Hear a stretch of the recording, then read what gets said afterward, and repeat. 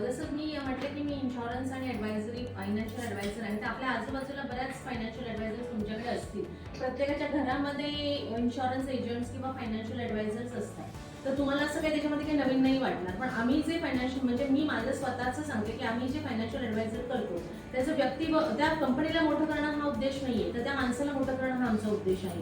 कारण का तुम्ही LIC कोणाकडनं घेता, एखाद्याने सांगितलं रेफर केलं म्हणून हा सर बाबा कार्ड पॉलिसी काढली, पण त्या पॉलिसीच्या मागे त्याचं भविष्य किती आहे, त्या पॉलिसीचा त्याला इन फ्युचरमध्ये काय उपयोग होणार आहे की नाही. कारण का 1,000-2,000ची पॉलिसी महिन्याला भरून तो काही करोडपती होणार नाहीये.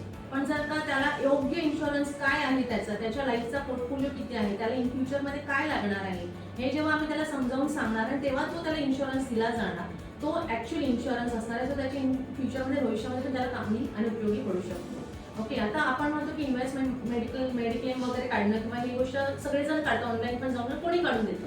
पण तो मेडिक्लेम काढल्याच्या नंतर तो त्याच्या कितपत गरजेचा असू शकतो किंवा त्याला त्याच्या फ्युचरमध्ये त्याच्यामध्ये काय काय लागणाऱ्या गोष्टी इन्व्हॉल्ड आहेत की नाही, किंवा तो त्याचा क्लेम कसा करू शकतो, हे गायडन्स जोपर्यंत त्याला मिळत नाही तोपर्यंत ते प्रोडक्ट त्याच्यासाठी व्यर्थ आहे.